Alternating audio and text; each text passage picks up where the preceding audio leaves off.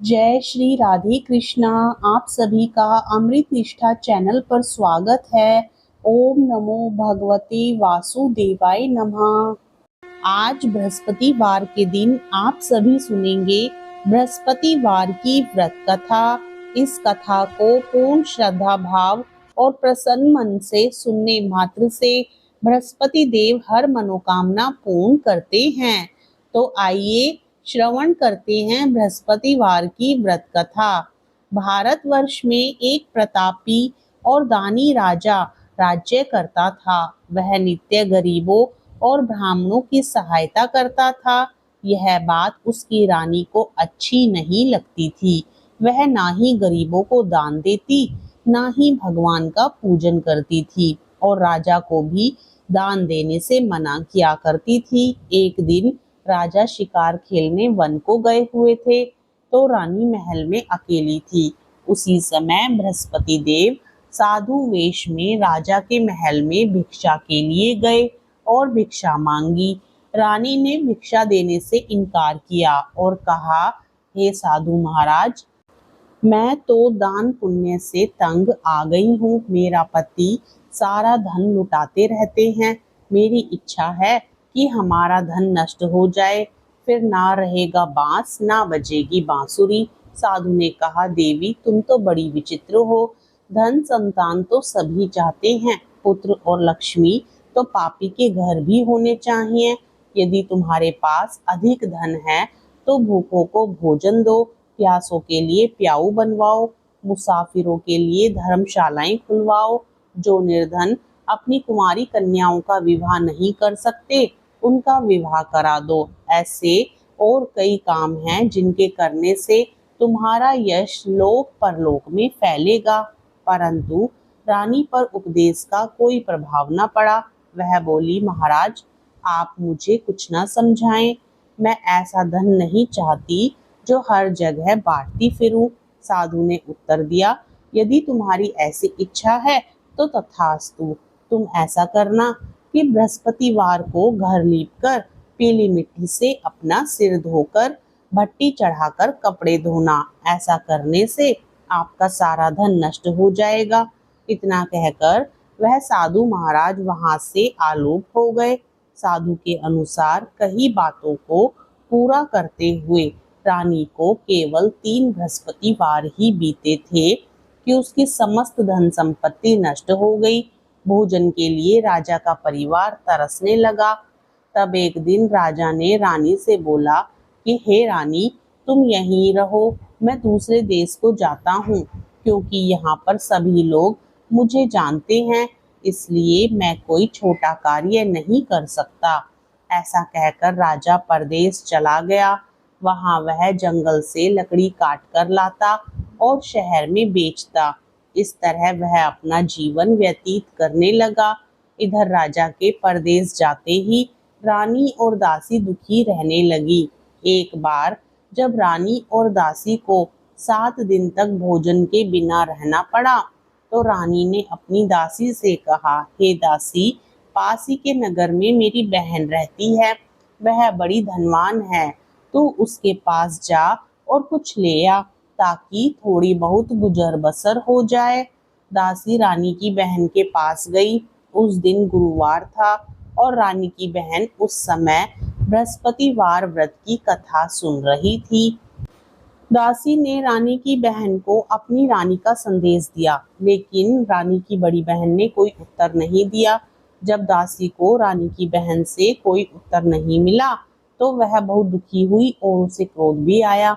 दासी ने वापस आकर रानी को सारी बात बता दी। सुनकर रानी ने अपने भाग्य को कोसा। उधर रानी की बहन ने सोचा कि मेरी बहन की दासी आई थी, परंतु मैं उससे नहीं बोली, इससे वह बहुत दुखी हुई होगी। कथा सुनकर और पूजन समाप्त करके वह अपनी बहन के घर आई और कहने लगी, हे बहन, मैं बृहस्पतिवार का व्रत कर रही थी, तुम्हारी दासी मेरे घर आई थी, परंतु जब तक कथा होती है तब तक ना तो उठते हैं और ना ही बोलते हैं, इसलिए मैं नहीं बोली। कहो दासी क्यों गई थी? रानी बोली, बहन तुमसे क्या छिपाऊं, हमारे घर में खाने तक को अनाज नहीं था। ऐसा कहते कहते रानी की आंखें भर आई। उसने दासी समेत पिछले 7 दिनों से भूखा रहने तक की बात अपनी बहन को विस्तार पूर्वक सुना दी। रानी की बहन बोली, देखो बहन, भगवान बृहस्पति देव सबकी मनोकामना को पूर्ण करते हैं। देखो, शायद तुम्हारे घर में अनाज रखा हो। पहले तो रानी को विश्वास नहीं हुआ, पर बहन के आग्रह करने पर उसने अपनी दासी को अंदर भेजा तो उसे सचमुच अनाज से भरा एक घड़ा मिल गया। यह देखकर दासी को बड़ी हैरानी हुई। दासी रानी से कहने लगी, हे रानी, जब हमको भोजन नहीं मिलता तो हम व्रत ही तो करते हैं, इसलिए क्यों ना इनसे व्रत और कथा की विधि पूछ ली जाए ताकि हम भी व्रत कर सके। तब रानी ने अपनी बहन से बृहस्पतिवार व्रत के बारे में पूछा। उसकी बहन ने बताया, बृहस्पतिवार के व्रत में चने की दाल और मुनक्का से विष्णु भगवान का केले की जड़ में पूजन करें तथा दीपक जलाएं, व्रत कथा सुने और पीला भोजन ही करें। इससे बृहस्पति देव प्रसन्न होते हैं। व्रत और पूजन विधि बताकर रानी की बहन अपने घर को लौट गई। 7 दिन के बाद जब गुरुवार आया तो रानी और दासी ने व्रत रखा। गुड़साल में जाकर चना और गुड़ लेकर आई, फिर उससे केले की जड़ तथा विष्णु भगवान का पूजन किया। अब पीला भोजन कहाँ से आए, इस बात को लेकर दोनों बहुत दुखी थी, क्योंकि उन्होंने व्रत रखा था, इसलिए बृहस्पति देव उनसे प्रसन्न थे। इसलिए वे एक साधारण व्यक्ति का रूप धारण कर 2 थालों में सुंदर पीला भोजन दासी को दे गए। भोजन पाकर दासी प्रसन्न हुई और फिर रानी के साथ मिलकर भोजन ग्रहण किया। उसके बाद वे सभी गुरुवार को व्रत और पूजन करने लगी। बृहस्पति भगवान की कृपा से उनके पास फिर से धन संपत्ति आ गई, परंतु रानी फिर से पहले की तरह आलस्य करने लगी। तब दासी बोली, देखो रानी, तुम पहले भी इस प्रकार आलस्य करती थी, तुम्हें धन रखने में कष्ट होता था, इस कारण सभी धन नष्ट हो गया, और अब जब भगवान बृहस्पति की कृपा से धन मिला है तो तुम्हें फिर से आलस्य होता है। रानी को समझाते हुए दासी कहती है कि बड़ी मुसीबतों के बाद हमने यह धन पाया है, इसलिए हमें दान पुण्य करना चाहिए, भूखे मनुष्यों को भोजन कराना चाहिए और धन को शुभ कार्यों में खर्च करना चाहिए, जिससे तुम्हारा कुल का यश बढ़ेगा, स्वर्ग की प्राप्ति होगी, पितृ प्रसन्न होंगे। दासी की बात मानकर रानी अपना धन शुभ कार्यों में खर्च करने लगी, जिससे पूरे नगर में उसका यश फैलने लगा। एक दिन राजा दुखी होकर जंगल में एक पेड़ के नीचे आसन जमाकर बैठ गया। वह अपनी दशा को याद करके व्याकुल होने लगा। बृहस्पतिवार का दिन था। एकाएक उसने देखा कि निर्जन वन में एक साधु प्रकट हुए। वह साधु वेश में स्वयं बृहस्पति देवता थे। लकड़हारे के सामने आकर बोले, हे लकड़हारे, इस सुनसान जंगल में तू चिंता मग्न क्यों बैठा है? लकड़हारे ने दोनों हाथ जोड़कर प्रणाम किया और उत्तर दिया, महात्मा जी, आप सब कुछ जानते हैं, मैं क्या कहूँ? यह कहकर रोने लगा और साधु को अपनी आत्मकथा सुनाई। महात्मा जी ने कहा, तुम्हारी स्त्री बृहस्पति के दिन बृहस्पति भगवान का निरादर किया है, जिसके कारण रुष्ट होकर तो उन्होंने तुम्हारी यह दशा कर दी। अब तुम चिंता को दूर करके मेरे कहने पर चलो तो तुम्हारे सब कष्ट दूर हो जाएंगे और पहले से भी अधिक भगवान संपत्ति देंगे। तुम बृहस्पतिवार के दिन कथा किया करो। 2 पैसे के चने मुनक्का लाकर उसका प्रसाद बनाओ। शुद्ध जल से लोटे में शक्कर मिलाकर अमृत तैयार करो। कथा के पश्चात अपने सारे परिवार और सुनने वाले प्रेमियों में अमृत व प्रसाद बांटकर आप भी ग्रहण करो। ऐसा करने से भगवान तुम्हारी सब मनोकामनाएं पूरी करेंगे। साधु के ऐसे वचन सुनकर लकड़हारा बोला, हे प्रभु, मुझे लकड़ी बेचकर इतना पैसा नहीं मिलता जिससे भोजन के उपरांत कुछ बचा सकूं। मैंने रात्रि में अपनी स्त्री को व्याकुल देखा है। मेरे पास कुछ भी नहीं जिससे मैं उसकी खबर मंगा सकूं। साधु ने कहा, हे लकड़हारे, तुम किसी बात की चिंता मत करो। बृहस्पतिवार के दिन तुम रोजाना की तरह लकड़ियां लेकर शहर को जाओ। तुमको रोज से दुगना धन प्राप्त होगा, जिससे तुम भली भांति भोजन कर लोगे तथा बृहस्पति देव की पूजा का सामान भी आ जाएगा। इतना कहकर साधु अंतर्ध्यान हो गए। धीरे धीरे समय व्यतीत होने पर फिर वही बृहस्पतिवार का दिन आया। लकड़हारा जंगल से लकड़ी काटकर किसी शहर में बेचने गया। उसे उस दिन और दिन से अधिक पैसा मिला। राजा ने चना गुड़ आदि लाकर गुरुवार का व्रत किया और उस दिन से उसके सभी कलेश दूर हुए। परंतु जब दोबारा गुरुवार का दिन आया तो बृहस्पतिवार का व्रत करना भूल गया। इस कारण बृहस्पति भगवान नाराज हो गए। उस दिन उस नगर के राजा ने विशाल यज्ञ का आयोजन किया तथा शहर में यह घोषणा करा दी कि कोई भी मनुष्य अपने घर में भोजन ना बनावे, ना आग जलावे। समस्त जनता मेरे यहाँ भोजन करने आए। इस आज्ञा को जो नहीं मानेगा उसे फांसी की सजा दी जाएगी।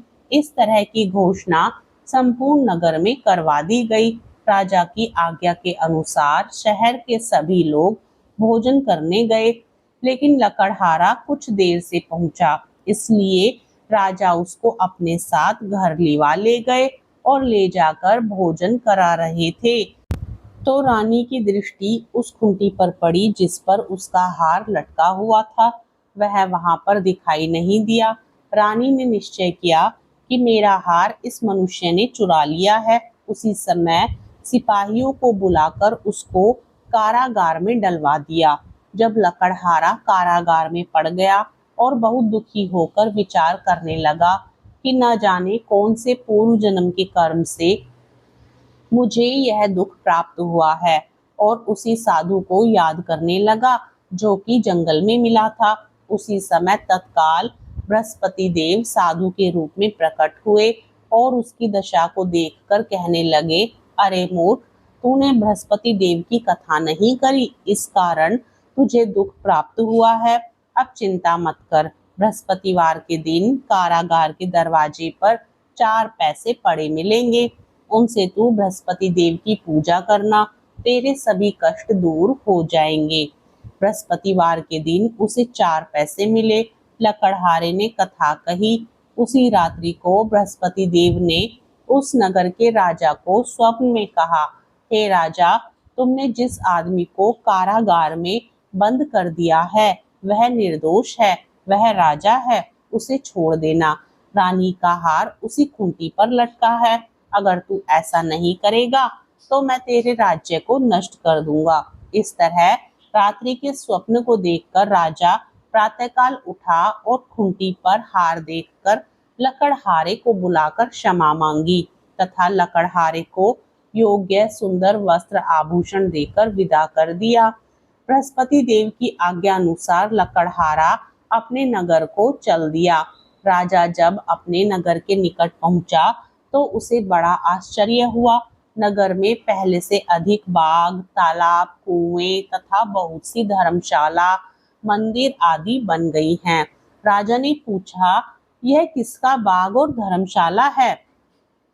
तब नगर के सब लोग कहने लगे, यह सब रानी और बांदी के हैं। तो राजा को आश्चर्य हुआ और गुस्सा भी आया। जब रानी ने यह खबर सुनी कि राजा आ रहे हैं तो उन्होंने बांदी से कहा कि हे दासी, देख, राजा हमको कितनी बुरी हालत में छोड़ गए थे। हमारी ऐसी हालत देखकर वह लौट न जाएं, इसलिए तू दरवाजे पर खड़ी हो जा। आज्ञा अनुसार दासी दरवाजे पर खड़ी हो गई। राजा आए तो उन्हें अपने साथ लिवा लाई। तब राजा ने क्रोध करके अपनी रानी से पूछा कि यह धन तुम्हें कैसे प्राप्त हुआ है? तब उन्होंने कहा, हमें यह सब धन बृहस्पति देव के इस व्रत के प्रभाव से प्राप्त हुआ है। राजा ने निश्चय किया कि 7 रोज बाद तो सभी बृहस्पति देव का पूजन करते हैं, परंतु मैं प्रतिदिन दिन में 3 बार कहानी तथा रोज व्रत किया करूंगा। अब हर समय राजा के दुपट्टे में चने की दाल बंधी रहती तथा दिन में 3 बार कहानी कहता। एक रोज राजा ने विचार किया कि चलो अपनी बहन के यहाँ हो आवे। इस तरह निश्चय कर राजा घोड़े पर सवार हो अपनी बहन के यहाँ को चलने लगा। मार्ग में उसने देखा कि कुछ आदमी एक मुर्दे को लिए जा रहे हैं। उन्हें रोककर राजा कहने लगा, अरे भाइयों, मेरी बृहस्पति देव की कथा सुन लो। वे बोले, लो, हमारा तो आदमी मर गया है, इसको अपनी कथा की पड़ी है। परंतु कुछ आदमी बोले, अच्छा कहो, हम तुम्हारी कथा भी सुनेंगे। राजा ने दाल निकाली और जब कथा आधी हुई थी कि मुर्दा हिलने लग गया, और जब कथा समाप्त हो गई तो राम राम करके मनुष्य उठकर खड़ा हो गया। आगे मार्ग में उसे एक किसान खेत में हल चलाता मिला। राजा ने उसे देख और उससे बोले, अरे भैया, मेरी बृहस्पतिवार की कथा सुन लो। किसान बोला, जब तक मैं तेरी कथा सुनूंगा तब तक 4 हरैया जोत लूंगा। जा, अपनी कथा किसी और को सुनाना। इस तरह राजा आगे चलने लगा। राजा के हटते ही बैल पछाड़ खाकर गिर गए तथा किसान के पेट में बड़ी जोर का दर्द होने लगा। उसी समय उसकी माँ रोटी लेकर आई। उसने जब यह देखा तो अपने पुत्र से सब हाल पूछा और बेटे ने सभी हाल कह दिया। तो बुढ़िया दौड़ी दौड़ी उस घुड़सवार के पास गई और उससे बोली कि मैं तेरी कथा सुनूंगी, तू अपनी कथा मेरे खेत पर चलकर ही कहना। राजा ने बुढ़िया के खेत पर जाकर कथा कही, जिसके सुनते ही वह बैल उठ खड़े हुए तथा किसान के पेट का दर्द भी बंद हो गया। राजा अपनी बहन के घर पहुंचा। बहन ने भाई की खूब मेहमानी की। दूसरे रोज प्रातःकाल राजा जगा तो वह देखने लगा कि सब लोग भोजन कर रहे हैं। राजा ने अपनी बहन से कहा, ऐसा कोई मनुष्य है जिसने भोजन नहीं किया हो? मेरी बृहस्पतिवार की कथा सुन ले। बहन बोली, हे भैया, यह देश ऐसा ही है कि पहले यहाँ लोग भोजन करते हैं, बाद में अन्य कोई काम करते हैं। अगर कोई पड़ोस में हो तो देख आऊं। वह ऐसा कहकर देखने चली गई, परंतु उसे कोई ऐसा व्यक्ति नहीं मिला जिसने भोजन ना किया हो। अतः वह एक कुम्हार के घर गई जिसका लड़का बीमार था। उसे मालूम हुआ कि उनके यहाँ 3 रोज से किसी ने भोजन नहीं किया है। रानी ने अपने भाई की कथा सुनने के लिए कुम्हार से कहा। वह तैयार हो गया। राजा ने जाकर बृहस्पतिवार की कथा कही, जिसको सुनकर उसका लड़का ठीक हो गया। अब तो राजा की प्रशंसा होने लगी। एक रोज राजा ने अपनी बहन से कहा कि हे बहन, हम अपने घर को जाएंगे, तुम भी तैयार हो जाओ। राजा की बहन ने अपनी सास से कहा। सास ने कहा, हाँ चली जा, परंतु अपने लड़कों को मत ले जाना, क्योंकि तेरे भाई के कोई औलाद नहीं है। बहन ने अपने भैया से कहा, हे भैया, मैं तो चलूंगी, पर कोई बालक नहीं जाएगा। राजा बोला, जब कोई बालक नहीं चलेगा तब तुम ही क्या करोगी? बड़े दुखी मन से राजा अपने नगर को लौट आया। राजा ने अपनी रानी से कहा, हम निर्वंशी हैं, हमारा मुंह देखने का धर्म नहीं है और कुछ भोजन आदि नहीं किया। रानी बोली, हे प्रभु, बृहस्पति देव ने हमको सब कुछ दिया है, वह हमें औलाद भी अवश्य देंगे। उसी रात को बृहस्पति देव ने राजा से स्वप्न में कहा, हे राजा, उठ, सभी सोच त्याग दे, तेरी रानी गर्भ से है। राजा की यह बात सुनकर रानी को और राजा को बड़ी खुशी हुई। 9वें महीने में रानी के गर्भ से एक सुंदर पुत्र पैदा हुआ। तब राजा बोला, हे रानी, स्त्री बिना भोजन के रह सकती है, पर बिना कहे नहीं रह सकती। जब मेरी बहन आए तो तुम उससे कुछ कहना मत। रानी ने सुनकर हाँ कर दिया। जब राजा की बहन ने यह शुभ समाचार सुना तो वह बहुत खुश हुई तथा बधाई लेकर अपने भाई के यहाँ आई। तभी रानी ने कहा, घोड़ा चढ़कर तो नहीं आई, गधा चढ़ी आई। राजा की बहन बोली, भाभी, मैं इस प्रकार ना कहती तो तुम्हें औलाद कैसे मिलती? बृहस्पति देव ऐसे ही हैं, जैसी जिसके मन में कामनाएं हैं सभी को पूर्ण करते हैं। जो सद्भावना पूर्वक बृहस्पतिवार का व्रत करता है एवं कथा पढ़ता है अथवा सुनता है, दूसरों को सुनाता है, बृहस्पति देव उसकी सभी मनोकामना पूर्ण करते हैं। प्रेम से बोलिए बृहस्पति देव भगवान की जय। जय बृहस्पति देवा, ओम जय बृहस्पति देवा। छिन छिन भोग लगाऊं कदली फल मेवा। ओम जय बृहस्पति देवा।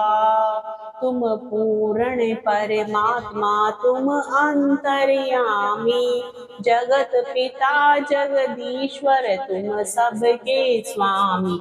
ओम जय बृहस्पति देवा। चरणामृत निज निर्मल, सब पातक हरता, सकल मनोरथ दायक, कृपा करो भरता। ओम जय बृहस्पति देवा। तन मन धन अर्पण कर, जो जन शरण पड़े, प्रभु प्रकट तब होकर आकर द्वार खड़े। ओम जय बृहस्पति देवा। दीन दयाल दयानिधि, भक्तन हितकारी, पाप दोष सब हरता, भव बंधन हारी। ओम जय बृहस्पति देवा। सकल मनोरथ दायक, सब संशय हारो, विषय विकार मिटाओ, संतन सुखकारी। ओम जय बृहस्पति देवा। जो कोई आरती तेरी प्रेम सहित गावे, जेठानंद आनंद कर सो निश्चय पावे। ओम जय बृहस्पति देवा। प्रेम से बोलिए विष्णु भगवान की जय, बृहस्पति देव भगवान की जय। कथा पसंद आए तो वीडियो को लाइक जरूर करें, अपने मित्रगणों में शेयर करें, चैनल को सब्सक्राइब करें, साथ ही बेल आइकन पर क्लिक करना ना भूलें।